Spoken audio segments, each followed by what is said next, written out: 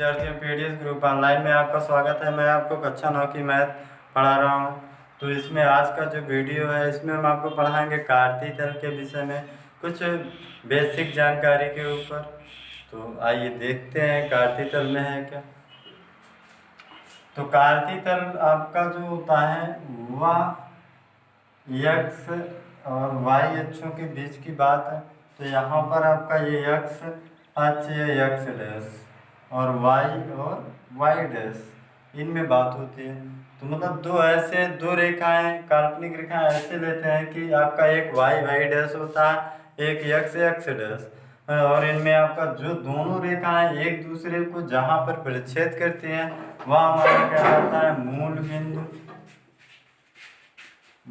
बिंदु। और आपका इसे हम 0,0 से भी व्यक्त करते हैं मूल बिंदु को। अब अगर हम यहाँ पर ध्यान दें तो जो यहाँ से मूल बिंदु से इस क्षेत्र में जितना चलेंगे x के या कैसा होगा, धनात्मक होगा यानी प्लस का होगा, और इस तरफ जितना हम चलेंगे वह क्या होगा, ऋणात्मक होगा, माइनस में होता है। और y के इस अक्ष पे जितना चलेंगे यह हमारा क्या होता है, धनात्मक होता है, प्लस का, ये भी प्लस का, इधर का x हो जाएगा, y के x डैश का इधर का माइनस होगा।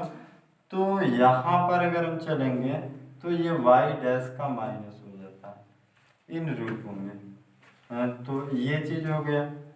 अब इसके बाद आपका ये तो पता चल गया कि y क्या मूल बिंदु से ऊपर चलेंगे तो प्लस होता है, नीचे चलेंगे y मूल बिंदु से y डैश की ओर तो माइनस में।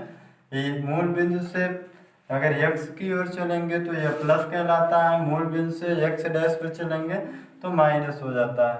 ये चीज है। अब कार्तीय तल में चतुर्थांश की बात करते हैं। तो चतुर्थांश आपके 4 बनेंगे।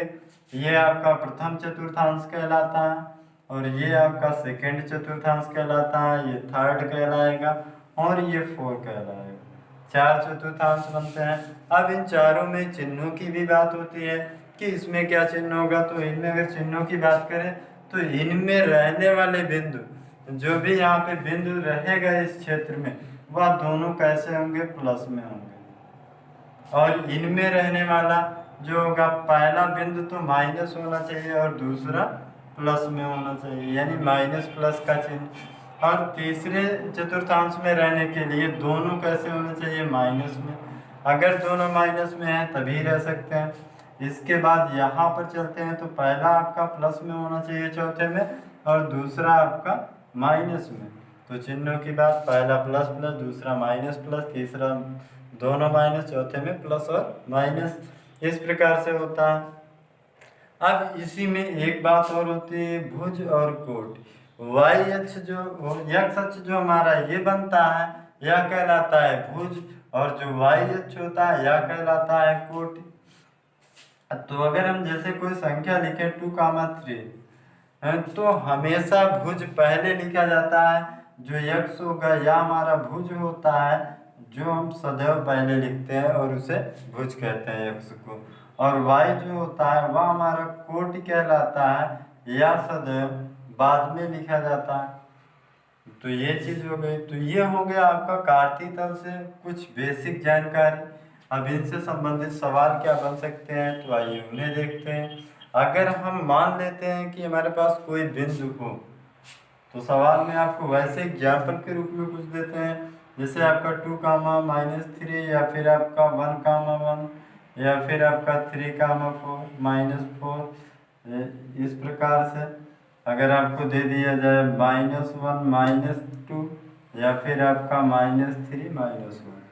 अब आपसे पूछा जाए कि ये जितनी बिंदुएं आई हैं ये कौन से चतुर्थांश में स्थित होंगी। जैसे इसकी बात की जाए, अब आपसे पूछ लिया जाए कि यह हमारा जो बिंदु होगा 2,-3 कौन से चतुर्थांश में स्थित होगा, तो हम चिन्हों को ध्यान देकर भी हम बता सकते हैं कौन से चतुर्थांश में स्थित होंगे।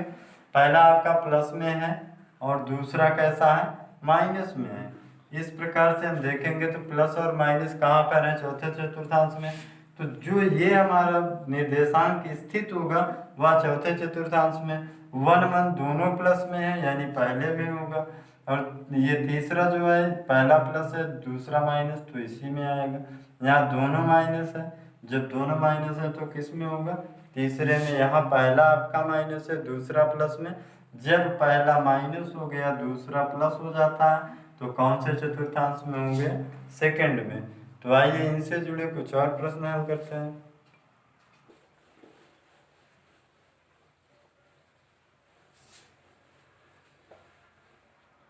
आपके सामने कुछ सवाल अगर इस प्रकार से लिख कर आ जाए,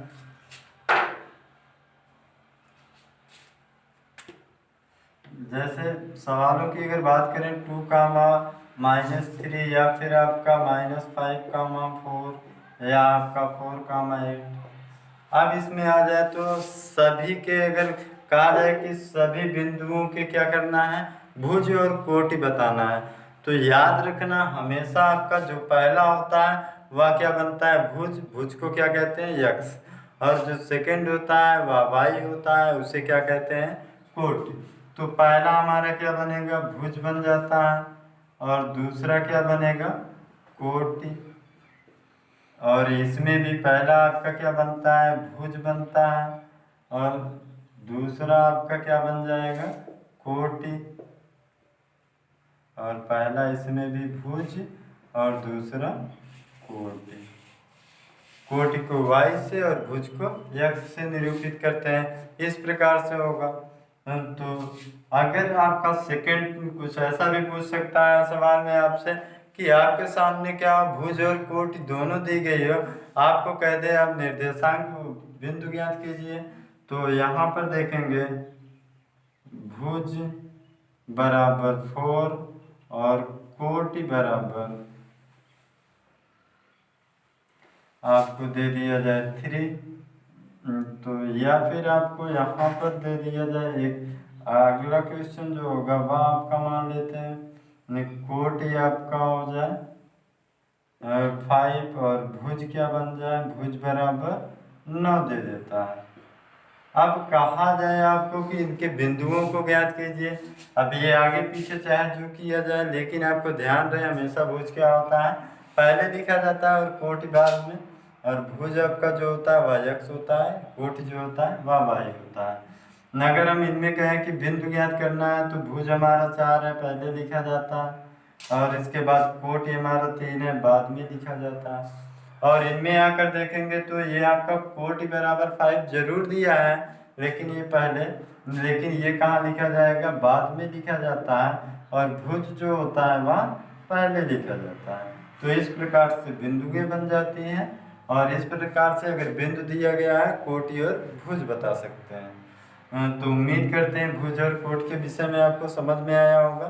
तो चलते हैं इससे रिलेटेड कुछ और बातों पर। तो इनमें जो होगा आपका कभी कभी क्वेश्चन दे देता है आपका कि 2 कामा 7 का यक्स अक्ष से दूरी ज्ञात कीजिए। या फिर आपका 5 कामा -6 दे देगा, कहेगा 6 का वाई अक्ष से दूरी ज्ञात कीजिए। ये चीज बना के दे देता है। तो इनसे संबंधित सवालों को आइए हल करते हैं, देखते हैं क्या। अगर हम एक कार्तीय तल में अगर समझेंगे तो ये चीजें समझ में आ जाएंगी अच्छे से, जो भूलेंगे नहीं। तो y और y dash x dash x। अब यहाँ पे बात कर रहे हैं कि आपका अगर बिंदुएं दी गई हो 2 कामा 7 का x अक्ष से दूरी और y अक्ष से दूरी कह रहा है। तो x अक्ष और y अक्ष से दूरी पूछता है। जब कहेगा x अक्ष से दूरी तो x अक्ष से कितनी दूर है हमारा y, ये बात करता है कि y कितनी दूर है x अक्ष से। जब y का पूछता है तो x का बताना है, जब x का पूछता है तो y बताना है। मान लेते हैं 2 कामा 7 हमारा इसमें स्थित होगा, 2 कामा 7। अब पूछ रहा है x अक्ष से दूरी, तो x अक्ष से 2 हमारा कितनी दूर है, मान लेते हैं 2 इकाई हमारा यहाँ कहीं पर इसी के सामने आएगा इस तरफ। 2 इकाई मूल बिंदु से, और y जो होगा हमारा यहाँ से मूल बिंदु से 7 इकाई की दूरी कुछ यहाँ पर स्थित है। तो अगर हम बात करते हैं कि x अक्ष से दूरी, तो x अक्ष से दूर कितनी स्थित है y, x अक्ष से दूरी पूछेगा इस बिंदुओं की, तो कितना चलेंगे यहाँ से x अक्ष से 7 इकाई, क्योंकि ये हमारा कितना है 7, तो यहाँ से हमें कितना चलना पड़ेगा 7। इस प्रकार से x अक्ष से दूरी पूछेगा तो y का बता देना है, अगर y अक्ष से पूछेगा तो x का बता देना है। अब यही चीज़ है यहाँ पे, अगर x अक्ष से दूरी पूछा है तो मान लेते हैं यहाँ मूल बिंदु से ये 2 इकाई और ये हमारा 7 इकाई मूल बिंदु से। अब x अक्ष से कितनी दूरी स्थित है 7, ये 7 है तो 7 इकाई। तो इस प्रकार से ये बिल्कुल आसान है। अगर हम यहाँ पे कहें कि x अक्ष से दूरी, तो x अक्ष से दूरी कितनी हो जाएगी हमारा, तो ये तो भुज हो गया, x होता है, y हमारा बताना है तो 7 इकाई,